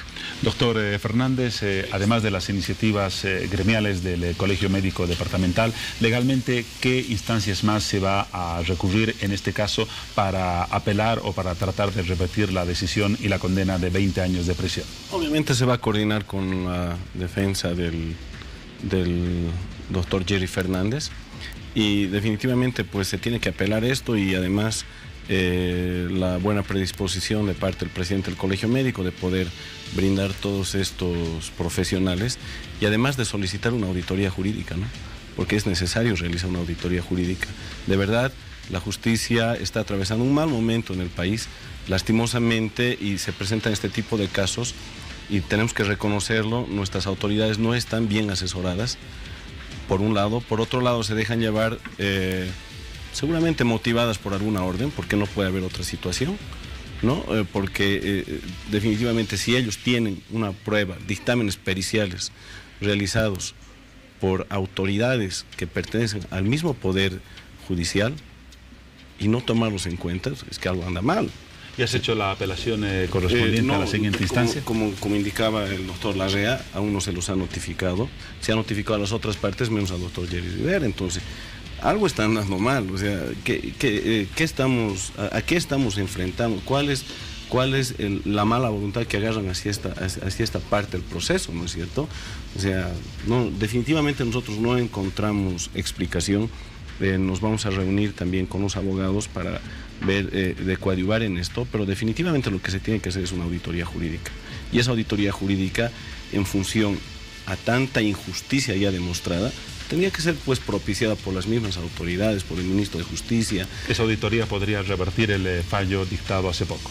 Pero mire usted, podría determinar fallas tan sencillas como esta. Con estas 3 pericias, con estas simples 3 pericias, tranquilamente el doctor Jerry Fernández no tendría nada que ver dentro del proceso, menos aún purgar una pena de 20 años, ¿no? Cuando se ha encontrado un ADN que corresponde a una mujer y se lo sanciona a él, cuando se ha encontrado un PSA, mire, para poner el ejemplo, hagamos de cuenta que estas 4 personas, esta siente que ha sido agredida sexualmente y se encuentra un PSA, solamente han estado estas 4 personas encerradas en un ambiente. Jamás podríamos determinar con esa muestra quién ha sido la persona que ha realizado la agresión sexual. ¿Y a quién corresponde ese PSA? ¿Y a quién correspondería ese PSA? Y eso es demostrado técnica y científicamente, no jurídicamente. Entonces, si usted tiene esa prueba, de pronto puede encontrar PSA, además, en sudor, puede encontrar PSA en saliva y obviamente en muestra, en contacto del pene con el ano, de pronto, ¿sí? Pero en este caso no se ha determinado aquello, más aún cuando existe esa prueba pericial que indicaba el presidente del Colegio Médico, que ha sido realizada por una perito, en la que se demuestra que no existe violación, ¿no? Ahora, se tiene ese PSA, pero no va a demostrar quién ha sido el agresor. Ahí es donde nosotros le indicábamos el hecho de que existe la duda razonable. Y esa duda razonable tendría que favorecer al doctor Jerry Fernández. Señor Fernández, ¿de qué manera ha alterado este caso, esta situación, estos 4 años de cárcel, la vida del entorno de la familia del doctor Fernández? Mire, licenciado, a toda la familia ha destruido este caso de mi hijo. Un inocente encerrado por tanto tiempo y todavía más lo condenan a 20 años. Un médico joven que no tiene antecedentes, nada. Es una persona, yo le digo, mi hijo es bien sensible, es bueno mi hijo. Condenado a 20 años sin tener culpa alguna. Ha destruido a toda una familia. Estamos deshechos en la familia. Nosotros no somos de aquí, somos de Oruro, licenciado. Entonces yo le digo, por la mala investigación de estos fiscales, ellos han investigado mal, yo le digo, y no quieren reconocer que ellos se han equivocado. Más, yo le digo a este doctor Blanco, él es el que ha empezado a imputar a mi hijo, después la doctora Susana Boyán, pero están apadrinados por Ramiro Guerrero, por el fiscal general. Yo le digo nuevamente, ¿qué está ocultando? ¿A quién está cubriendo Ramiro Guerrero? ¿A quién? ¿Por qué tienen que juzgar? ¿Por qué tienen que culpar? ¿Por qué tienen que sentenciar a una persona inocente? Mi hijo es inocente, no tiene nada que ver en el hecho, no estaba en el lugar de los hechos mi hijo. Ese día de los hechos estaba a 2 cuadras de distancia. Una persona no puede estar en 2 lugares al mismo tiempo, no puede estar. No estaba ahí mi hijo, no hay, más todavía no hay el hecho de violación. Yo le digo a la ciudadanía, a los que me están viendo, y también si Ramiro Guerrero me está viendo, la población tiene que estar tranquila porque el bebé no ha muerto violado, licenciado. Muchas gracias. Esa es la conclusión de la familia. Agradecemos la presencia del doctor Larrea, presidente del Colegio Departamental de Médicos de La Paz. Estaremos atentos a las decisiones del colegio en los próximos días. Agradecemos la valoración del doctor Pérez Fernández respecto al enfoque jurídico del caso y desde luego la palabra del padre del doctor Jerry Fernández. Gracias. Nos vamos ahora con Viti Garamendi para seguir con otro sector de Hora 23, cambiando ya de tema. Juan Pablo, como tú lo decías, cambiamos de tema. Y quiero mostrarles estas imágenes porque la cholita boliviana llega a Playmobil. La cholita boliviana, la emblemática mujer aymara de Bolivia, con sus típicos sombreros y polleras o faldas, se sumó a la colección de figuras de los populares Playmobil. La figura fue creada por Enrique Montoya, presidente del Club de Coleccionistas Playmobil de La Paz.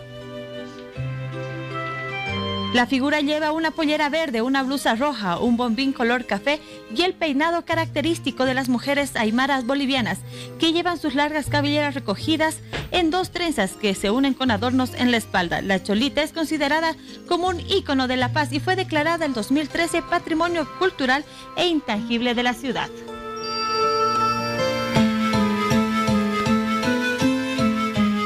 Ahí está, un orgullo, la cholita boliviana ya está en Playmobil. Ahora, conozcamos un resumen de las noticias internacionales.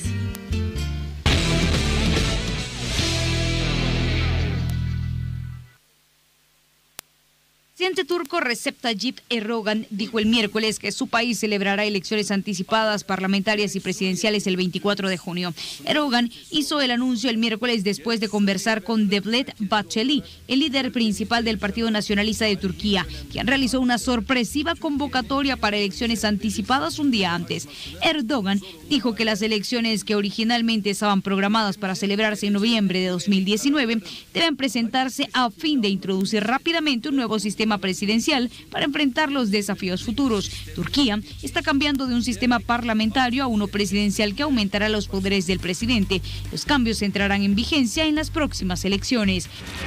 El secretario de Defensa de Estados Unidos, James Mattis, reaccionó con escepticismo hacia el régimen de Assad por las demoras que enfrenta el equipo de seguridad de la ONU cuando intenta investigar un presunto ataque con armas químicas en Siria. Hizo los comentarios el día en que los atacantes abrieron fuego contra un equipo de seguridad de la ONU que visitaba el sitio. Así lo dijo un funcionario el miércoles, obligándolo a retirarse de su base y a demorar aún más la misión de investigación de expertos externos para examinar los reclamos. Hombres armados dispararon contra el equipo de la ONU en Douma el martes y detonaron un explosivo, lo que lo llevó a regresar a Damasco, dijo el jefe del Organismo Internacional de Control de Armas Químicas. Él no identificó a los asaltantes. Los inspectores de la Organización para la Prohibición de Armas Químicas han estado esperando desde el sábado para visitar Douma, el sitio del presunto ataque del 7 de abril. Los delegados de la Asamblea Nacional de Cuba están emitiendo su voto el miércoles en La Habana para elegir un nuevo presidente. Los 605 miembros de la Asamblea prestaron juramento y votaron por el presidente y el vicepresidente del propio cuerpo legislativo. Como en las elecciones legislativas de Cuba, todos los líderes votados el miércoles son seleccionados por una comisión nombrada por el gobierno. Las boletas ofrecen solo la opción de aprobar o desaprobar al candidato oficial. Los candidatos generalmente reciben más del 90% de los votos a su favor. La Asamblea Nacional en el pasado generalmente se reunió y seleccionó al presidente en un día. Sus votos son casi siempre unánimes y se considera que reflejan la voluntad de los máximos dirigentes del país. Castro, de 86 años, renunciará luego de 2 periodos de 5 años. Este es un informe de Graciela Rajo para la RNA.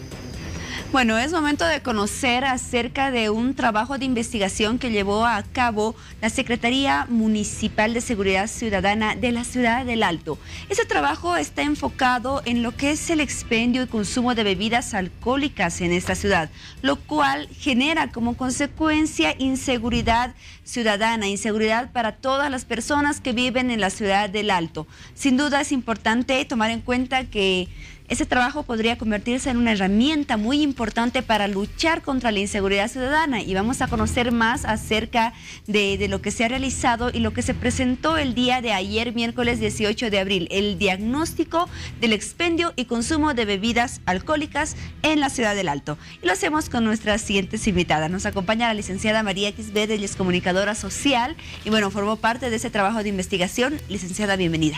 Buenas noches, muchas gracias por el espacio. Bueno, usted gracias por su presencia y también damos la bienvenida a la licenciada Rosario Chuquimia, ella es psicóloga e investigadora de este trabajo justamente, diagnóstico sobre consumo y expendio de bebidas alcohólicas de la Ciudad del Alto. ¿Cómo está, licenciada? Buenas noches. Muchas gracias por el espacio. Bueno, el día de ayer, miércoles 18 de abril, se presenta el diagnóstico de ese trabajo, todos los resultados. Pero vamos a un inicio, retrocedemos aproximadamente hasta el año 2015, que es donde se comienza a encaminar lo que es este trabajo de investigación. ¿Cuáles fueron los motivos por los cuales se decide realizar este trabajo? Bueno, desde el año 2015 se ha iniciado un trabajo continuo en relación a lo que son los operativos de control en espacios de consumo de bebidas alcohólicas como discotecas. Se ha logrado también identificar fábricas clandestinas, bares clandestinos, y realmente la situación en la ciudad del Alto acerca del consumo es preocupante, es alarmante. Si tú vas por el distrito 1, La Ceja, puedes ver muchos lugares donde se expende consumo de bebidas alcohólicas. Y bueno, todos los operativos que se realizan, sobre todo en la parte operativa por la Intendencia Municipal, dan pie a cuestionar y mirar más a profundidad lo que es el consumo de bebidas alcohólicas. Como parte de ese trabajo, ustedes se realizaron la visita justamente a estos lugares clandestinos, a las distintas discotecas que se encuentran ubicadas en la ciudad del Alto. Tengo entendido que realizaron encuestas también a toda la población respecto a lo que es el expendio y consumo de bebidas alcohólicas. Sí, esta investigación se ha iniciado en septiembre de la gestión 2017 y se ha concluido en enero de la presente gestión, ¿no? Luego hemos sistematizado la información y hemos logrado distintos resultados que nos motivan un poco a mirar la corresponsabilidad ciudadana en relación al consumo de bebidas alcohólicas. Muy bien, licenciada Kisber, presentaron esta mañana el diagnóstico de este trabajo de investigación con muchos datos relevantes, preocupantes también respecto a lo que es el consumo de bebidas alcohólicas y bueno, los resultados de todo este trabajo, ¿cuáles son? Bueno, los resultados realmente son alarmantes, pues hemos identificado algunos hábitos y características del consumo y esto nos da de que existen personas de que consumen sin algún motivo. Podríamos decir, algunos pueden relacionarlo a festividades, agasajos o a una forma de diversión, pero en muchos de los casos las personas consumen sin algún motivo. Eso quiere decir de que existe una cultura alcohólica de consumo. También hemos encontrado datos de que según la percepción de las personas sancionan ciertos hechos, pero también lo hacen, cometen. Por ejemplo, el consumo de bebidas alcohólicas frente a menores de edad. Si bien casi el 100% de las personas dijeron que rechazan esas acciones, el consumo se ha dado y ellos también cuentan de que su primera vez que vieron consumir ha sido en la familia, ha sido en el entorno familiar, cosa que también contrasta con el dato de rechazo. En el tema, por ejemplo, de seguridad, nos llama bastante la atención porque no existen límites en el consumo. Cuando decíamos, ¿cuál es tu límite para tener un consumo responsable? Nos decían, hasta no perder la conciencia. O sea, si ya comenzamos a ver, realmente no visibiliza, no se identifica el grado de intoxicación que se da mediante el consumo y lo vemos algo natural. Claro, porque entre una fase y otra de grado alcohólico que pueda tener una persona, la línea es muy delgada en la cual uno podría ya pasarse de copas y bueno, ya generar un consumo irresponsable, por así decirlo, de las bebidas alcohólicas, lo cual genera muchos problemas. Exacto. Cuando comenzamos a decir consumo irresponsable, ahí ya vemos de que hay un desconocimiento total, inclusive de nuestro cuerpo, porque nosotros tenemos que tener claro cuánto es la cantidad que tenemos que consumir, no que ya esté ligado a un tema de inicio de intoxicación alcohólica. Y en el tema, por ejemplo, acerca de la naturalización, realmente se da desde el núcleo familiar, se refuerza con el grupo de pares que vienen a ser los amigos y comienza a hacer una actividad que ya se ve con mucha relatividad, o sea, algo normal, algo que puede ser por diversión, que puede ser por festejo, inclusive ahí comienza la naturalización del consumo. Cuando participábamos de muchos de los operativos, decíamos, pero ¿por qué están aquí? Hasta menores de edad, en la mayoría de los casos, es que tengo problemas, mis padres no me comprenden, o es mi cumpleaños, quiero festejar. O sea, todo lo estamos ligando a un consumo, y eso se ve, inclusive en el diario vivir, cuando tenemos, digamos, un partido, un clásico, gana Bolívar, gana Stronger, igual tenemos personas consumiendo, festejando la copa y otros la derrota, ¿no ve? Llorando la derrota. Entonces nos ha dado datos realmente alarmantes de cómo el consumo se ha naturalizado, ha pasado un proceso de aprendizaje que inicia desde la casa. Porque no te olvides que en la casa los primeros son nuestros padres, nuestros referentes. Y si nos vemos a nuestros padres en consumo, también nosotros vamos a querer imitar. Y puede ser que la misma curiosidad, el hecho de decir, quiero hacer lo mismo que mi madre, quiero hacer lo mismo que mi padre, me orilla a comenzar el consumo. Ya con los pares se va a comenzar a posicionar, cada vez más se refuerza, porque ya el hecho de querer pertenecer a algún grupo social, inclusive tal vez de ingresar al tema de aceptación, comienza ya a posicionarse. Ese trabajo de investigación dio como resultado que muchas personas tratan de justificar el consumo de bebidas alcohólicas de cualquier manera. Usted mencionaba un ejemplo claro, si pierde el equipo, por ejemplo, en ese momento, unos irán a festejar el equipo ganador, otros irán por la derrota del equipo, bueno, a tomar algunos tragos y demás. También va relacionado con los juegos de fútbol, por ejemplo, se reúnen los equipos en los campos deportivos, sea un fin de semana, sea en las noches, para poder jugar un partido de fútbol, y después de terminar este partido, muchos tienen la costumbre de consumir bebidas alcohólicas, y hay muchas ventas también, tiendas cercanas donde existe ese expendio de bebidas alcohólicas, pese a que existe una ley que prohíbe que cercano a los campos deportivos no exista ningún tipo de tiendas ni lugares donde se pueda vender las bebidas. Sí, realmente, inclusive hemos podido visibilizar que las tiendas de barrio son el lugar donde las personas pueden adquirir, pueden llegar a consumir las bebidas alcohólicas. Y eso también nos da mucho a pensar, porque existen normativas que la tienda de barrio tiene que dedicarse 100% al rubro, o sea, al tema de abarrotes, a necesidades básicas, de primera necesidad, pan, comestibles, no sé, pero ya entran las bebidas alcohólicas como algo de primera necesidad, y eso es algo realmente que hay que alarmarse, porque ha comenzado a sobrepasar ya del espacio privado al espacio público. Bien se decía tal vez en las canchas, pero existe también mucha cultura que lo justifica, sin ir lejos. Alguien fallece y dicen, hay quitapenas, y van y se sirven, y ya comienza a ver ya prácticamente la invasión de los espacios. En Todos Santos tenemos una fiesta tan linda, cultural, con nuestras tradiciones, pero decimos, no, estamos despachando las almas y vamos a consumir, y ya comenzamos a ir a espacios públicos que generamos factores de riesgo para que se den hechos de inseguridad.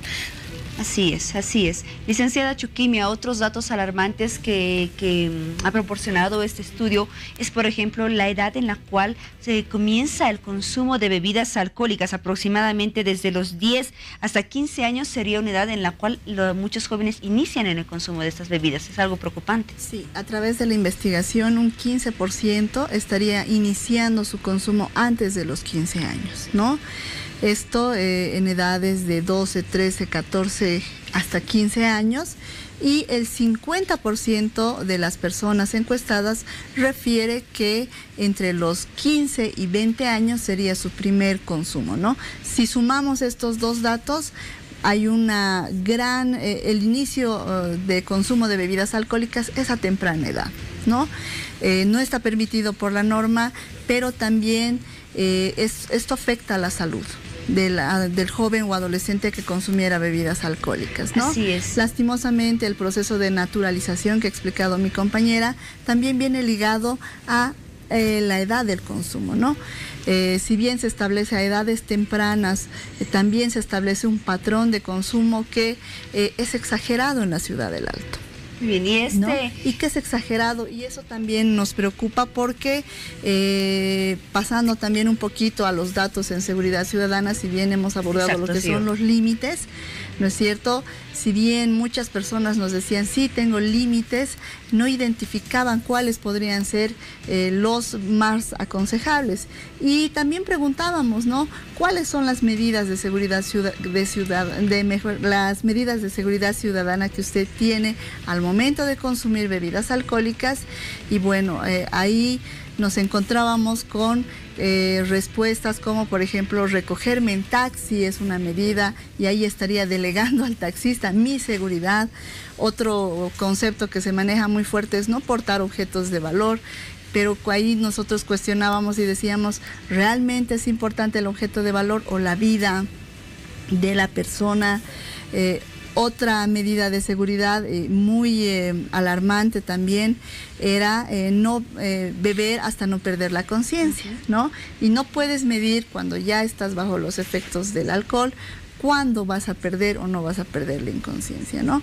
Lastimosamente hemos identificado que las personas no estarían conociendo ni estarían generando estrategias de autocuidado que les permitan no ser víctimas, ¿no? Lastimosamente el consumo de bebidas alcohólicas no justifica un hecho de violencia, pero sí genera una mayor vulnerabilidad a ser víctima de alguna situación delictiva, de algún hecho de inseguridad o incluso de alguna agresión, ya sea en el espacio familiar. Lastimosamente también muchos decían, ¿no? Tomar con personas conocidas o tomar con familiares también es una estrategia de seguridad.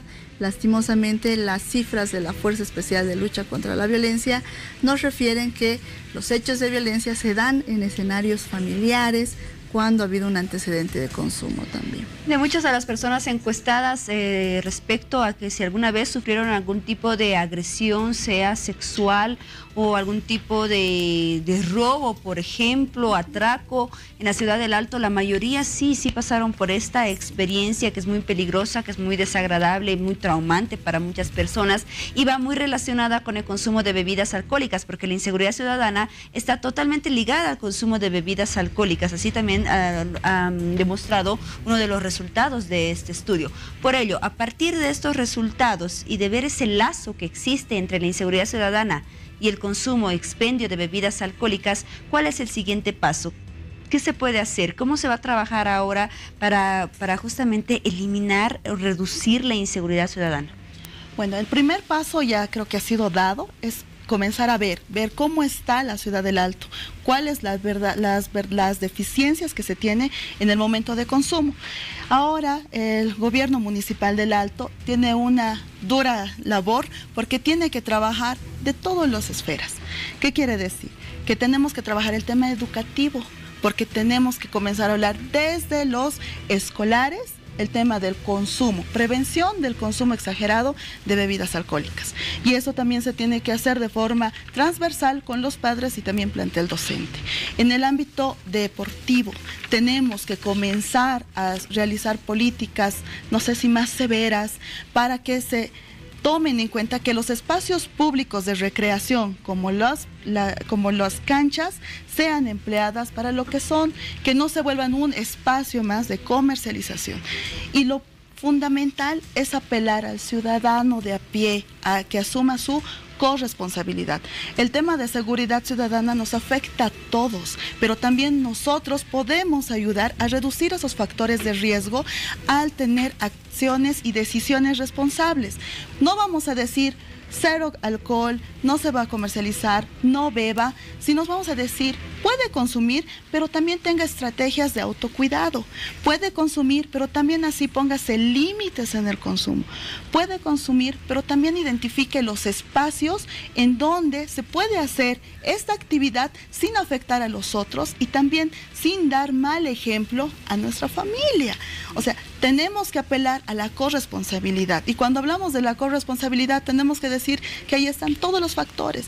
Tema de salud, deportes, educación, seguridad ciudadana, o sea, está todos nuestros componentes como gobierno autónomo municipal que tienen que influir, pero el principal actor son los ciudadanos, que tenemos que comenzar a también ser conscientes y comenzar a establecer actitudes responsables con nuestra seguridad para nosotros mismos, sin delegar a otros. Como decía la compañera, no puedo decir voy a tomar, pero hasta no perder la conciencia y me voy a ir en taxi. Muchos de los temas de violencia sexual se han dado en esos espacios, entonces tenemos que comenzar. También se ha lanzado la Alianza por una Ciudad Segura, que pretende articular todas estas esferas que intervienen en el tema de prevención del consumo de bebidas alcohólicas. Si hablamos de prevención con los jóvenes, por ejemplo, si tú le dices a un adolescente no es cierto, muchas veces despiertas esa curiosidad. Otro dato importante que nos revelaba el estudio es que la curiosidad es el motivo principal por el que muchos jóvenes y adolescentes han iniciado su consumo, ¿no? Eso también relacionado con la presión social. Entonces, en esta alianza por una ciudad segura se pretende articular muchas funciones municipales, ¿no es cierto? El municipio del Alto ha sido uno de los principales que ha empezado a regular a través de normativas para mejorar la seguridad ciudadana. Sin duda son importantes los resultados de este trabajo de investigación y la presentación del diagnóstico de ese trabajo. Estuvieron presentes varias autoridades, estuvo presente la alcaldesa Soledad Chapetón también, y ahora lo que queda es, con toda la información relevante y preocupante, seguir con los otros pasos para reducir la inseguridad ciudadana en la ciudad del Alto y mayor control en lo que es el expendio y consumo de bebidas alcohólicas. Agradecemos a ambas por su presencia esta noche en Hora 23 y ya estaremos con otras novedades respecto a este tema. Hasta otra oportunidad. Claro que sí, queremos hacer la entrega también de la investigación. Gracias, también queremos informar a toda la ciudadanía que nosotros hemos desarrollado un código QR. Si ustedes desean acceder a esta investigación, a los datos, a la metodología, al proceso que ha surgido a través de esta investigación, pueden apersonarse a la Secretaría Municipal de Seguridad Ciudadana y captando el código QR, ustedes pueden acceder a toda la información que se ha presentado el día de ayer y que es importante, creo, para que todos empecemos a posicionar y empecemos a hablar del consumo exagerado y cómo este afecta en seguridad ciudadana. Perfecto, nos despedimos entonces con ese mensaje y llegamos de esta forma al final de Hora 23. Familias bolivianas, que tengan un excelente descanso. Adiós Piti, adiós Juan Pablo. Adiós Paola, gracias a todos por permitirnos ingresar una noche más a sus hogares. Que tengan un buen descanso. Chao Juan Pablo. Hasta dentro de algunas horas, Piti y Paola. Nos despedimos cerrando el programa con esta característica que identifica al sector que reconoce hechos importantes en la historia universal.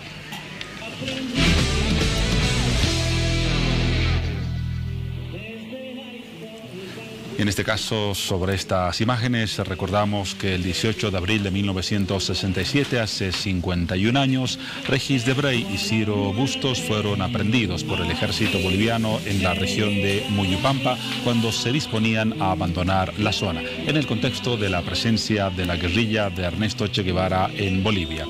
Recordamos que Debray es un escritor y filósofo francés simpatizante de la Revolución Cubana y la presencia del Che en Bolivia. Bustos fue un pintor que participó en varios movimientos guerrilleros en Argentina y Bolivia durante la década del 60. La captura de ambos cuando salían del campamento guerrillero del Che en Bolivia significó un duro golpe para la guerrilla, sobre todo por la información que el ejército pudo obtener de ellos.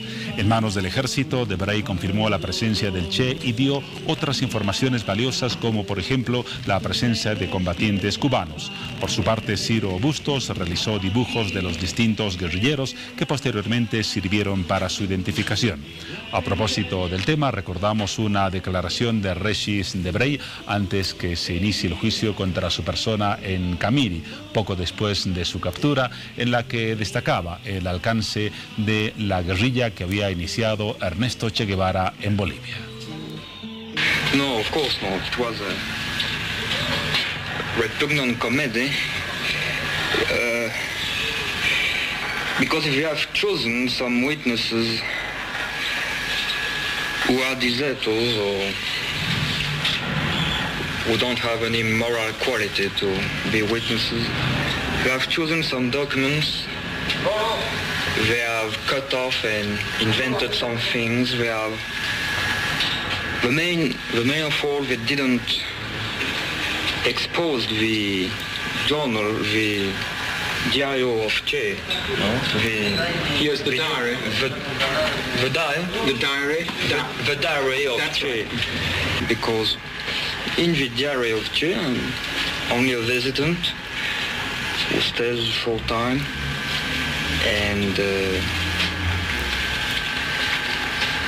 they've told some things that are wrong. They've told that I brought money to Che Guevara when I came. That's false, and it doesn't exist in the diary of Che. Yes. They've told that I had a mission with the Communist Party of Bolivia, but that's false. I never saw a communist leader here in Bolivia. And I want to speak a lot of things, of course. Not about me, but about the guerrilla warfare and about all what has passed here and about the intervention of the CIA and about the intervention of the Yankees here.